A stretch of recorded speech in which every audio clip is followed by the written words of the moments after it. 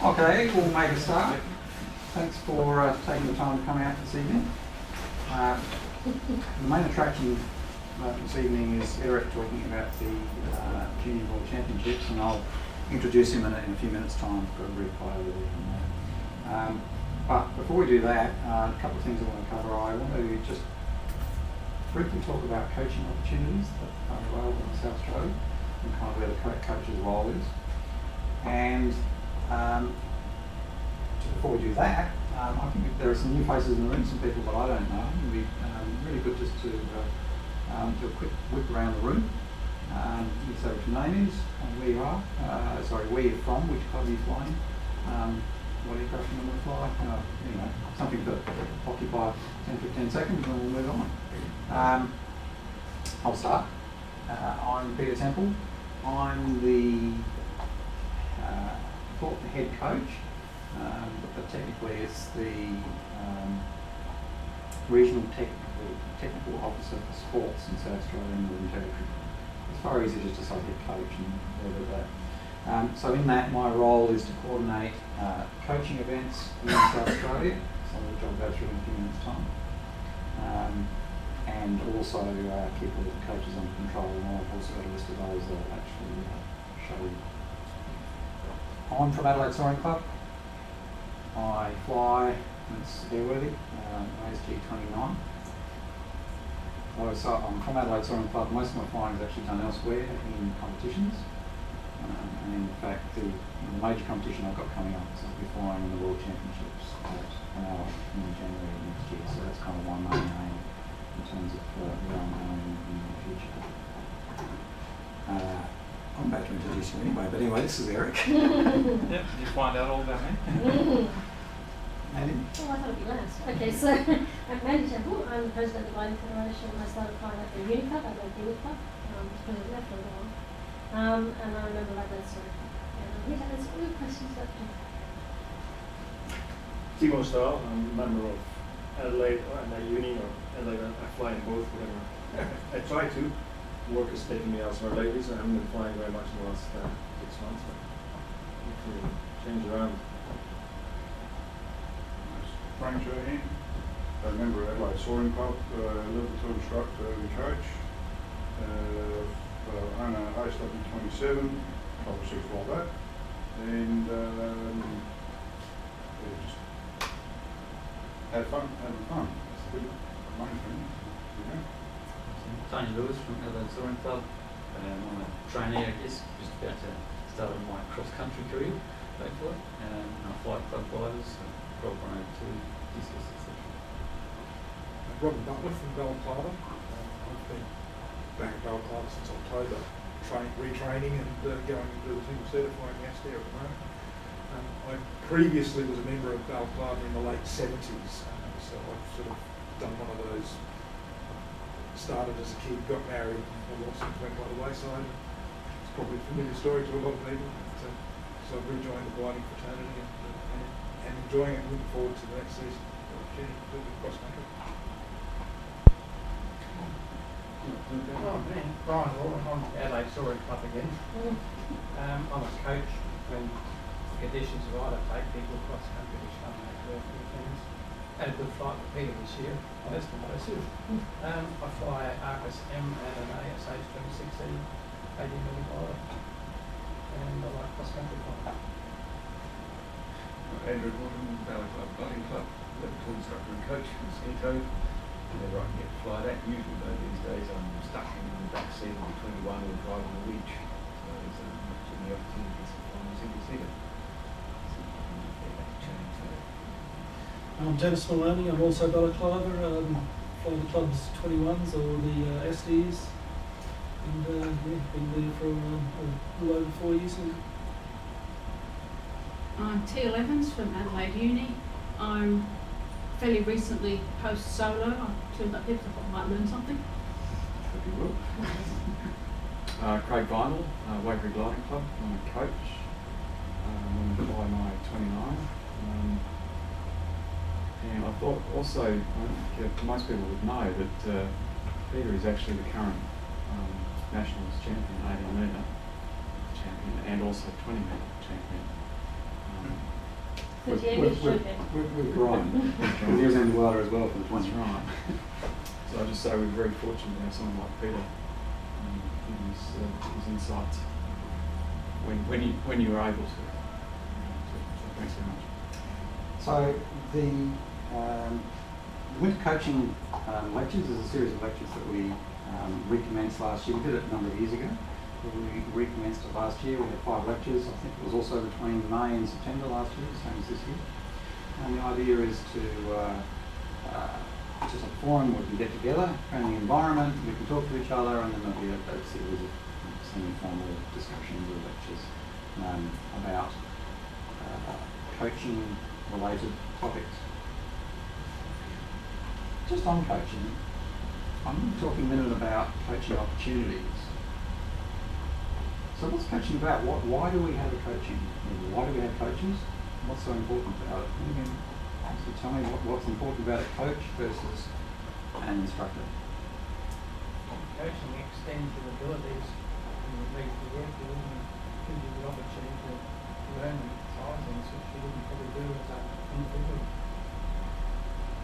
I think learning to go cross country about coaching, teaching yourself from first principle to be an extremely long and probably a very frustrating process, but having a coach in the back seat who can show you what to do means you can start enjoying cross country flights very, very quickly.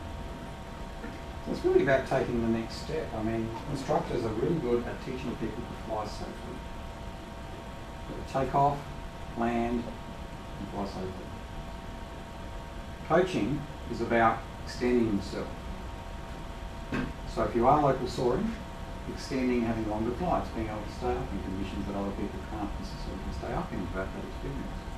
If you're flying cross country, it's extending your boundaries to break the stream and actually go beyond local soaring onto the airfield.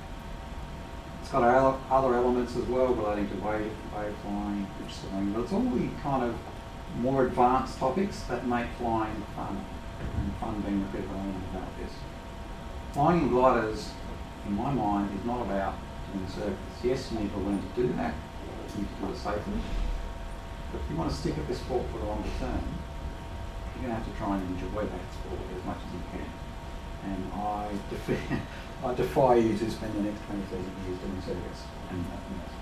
It's really about extending your boundaries, staying up for longer, flying cross country, going away on camps and flying in places you wouldn't necessarily otherwise fly.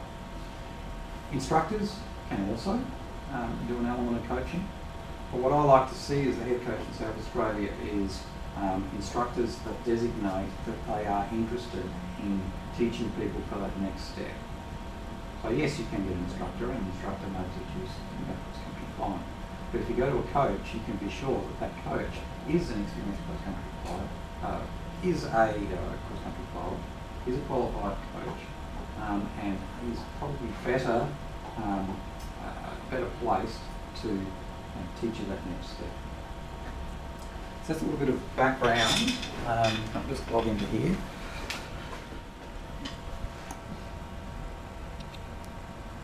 Point my camera in the right direction.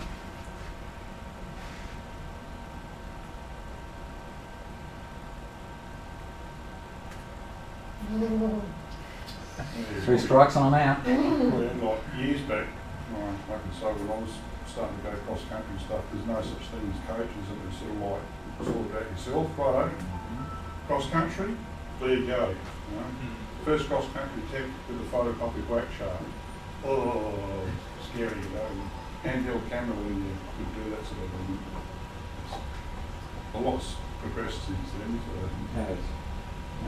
Yeah, so with the aim of coaches, obviously, we hope that you can actually reach better performances earlier. So we've already talked about what we get out of coaching and what you get out of coaching. Now I want to talk briefly about what opportunities that we have this year, and there may be others. There's just ones that I've off the top of my head in the last few days. We have, of course, this winter series of coaching lectures running from the second Wednesday of each month between May and September.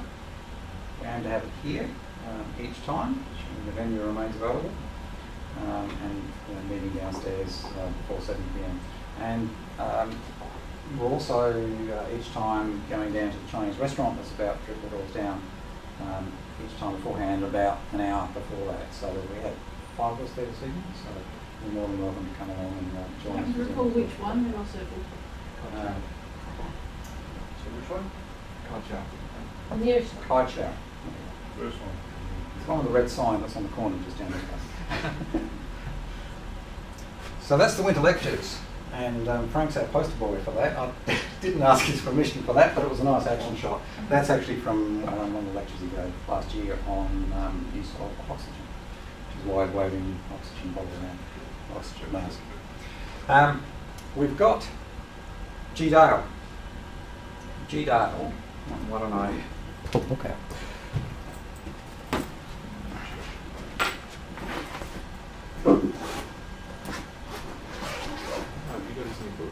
I've got a new book somewhere. Sounds good. Is it good? It is, yes. So G. Dale is a British coach, an instructor, very experienced pilot, flying world championships, does a lot of coaching in New Zealand as well. Also the author of a series of books. This is volume 1, which came out late last year, and he's planning a volume 2 and a 3, maybe 4, I'm not sure anyway. There's at least another 2 volumes. It's not particularly cheap, but it is very good. It's in the style that he does his presentations when he's coaching.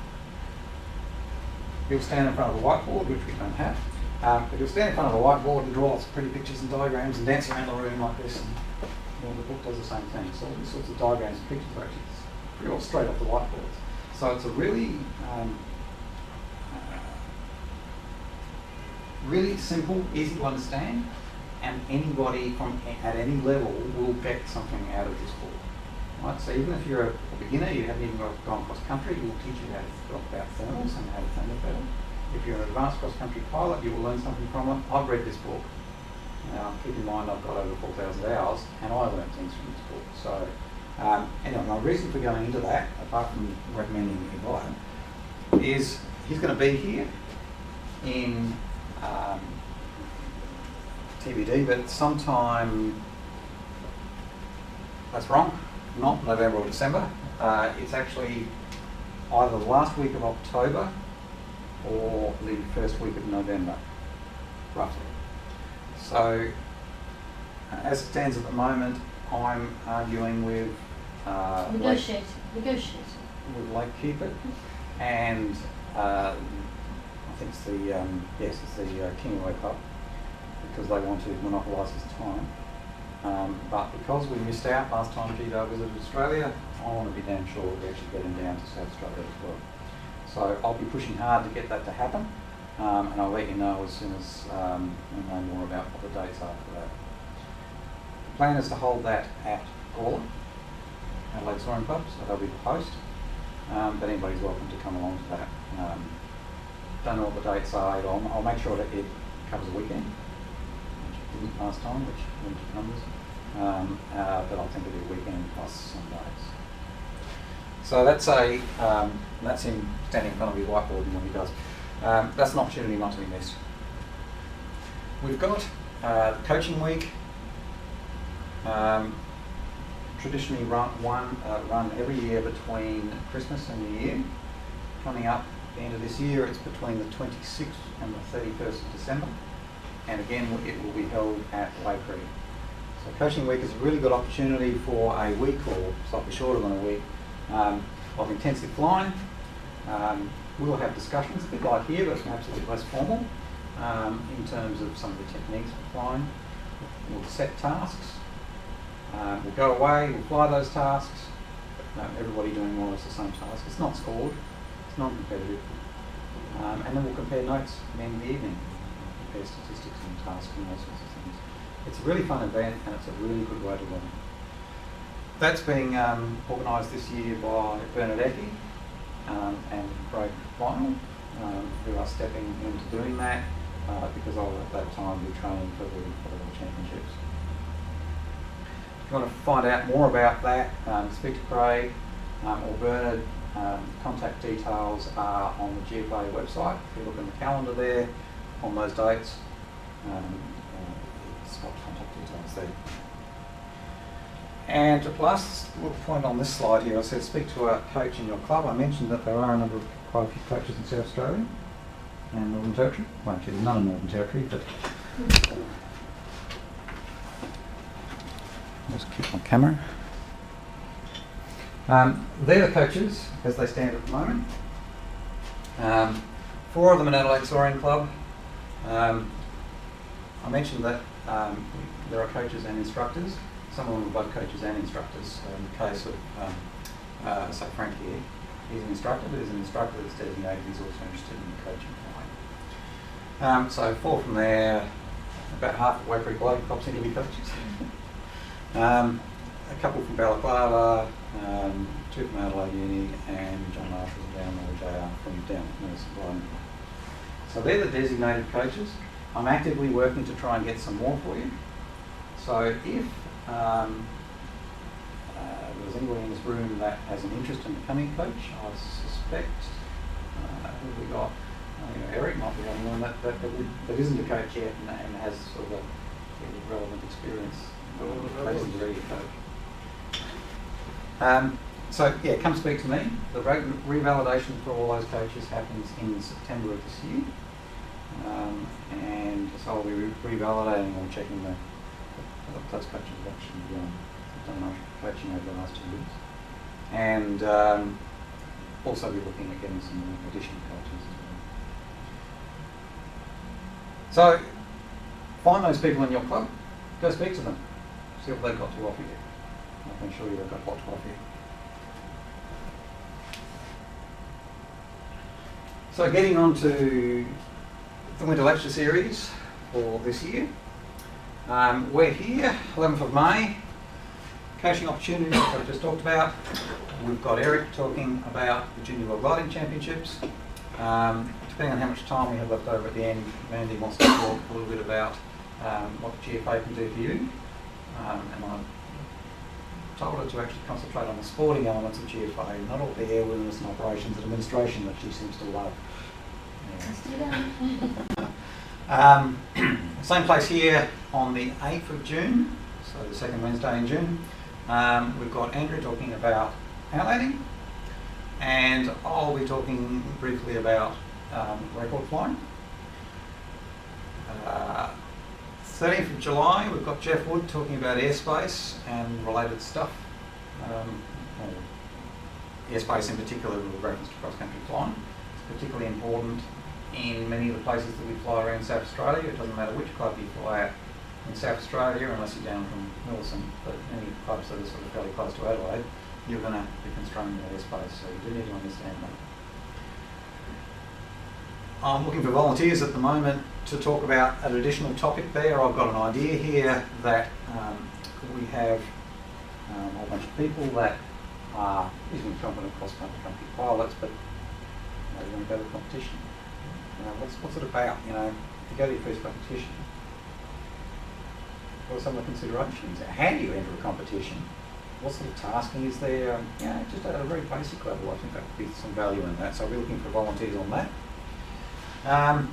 10th of August, Frank is talking about maximising the performance, not necessarily of,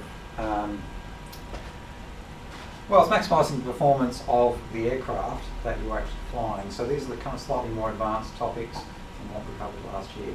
And in fact, you'll note that all the topics that I've got listed here for this year are a little bit more advanced than next year. So last year was the first year for some years that we'd held the winter coaching lectures. So we had a whole bunch of topics on thermaling, ridge soaring, speed to fly, McCready theory, those sorts of fairly basic topics. So they're all covered in this book as well. So the approach I've taken this year is to take a slightly more advanced, or have a look at some slightly more advanced topics, which is what I have listed up there.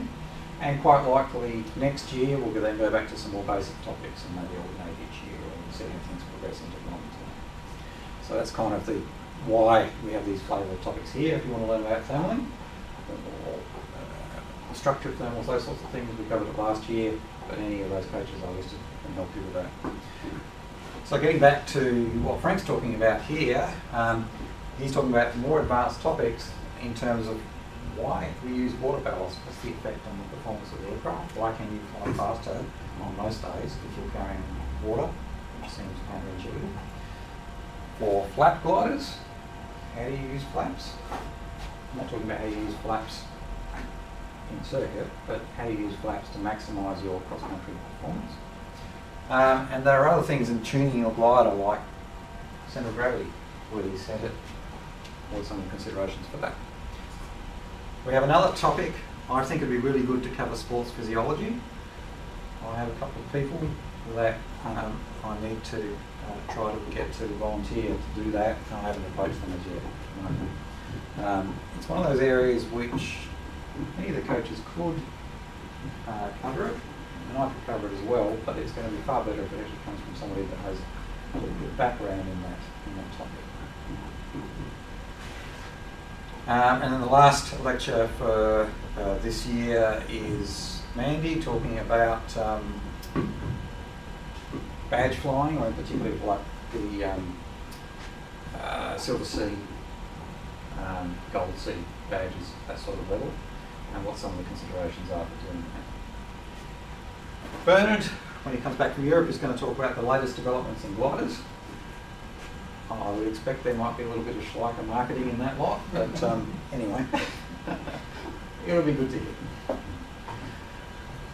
Last thing about this is that all of these, as you can see from the camera here, are being videoed, and they're available on YouTube through that link there, or you go to that link and there's more information on where they'll be on YouTube.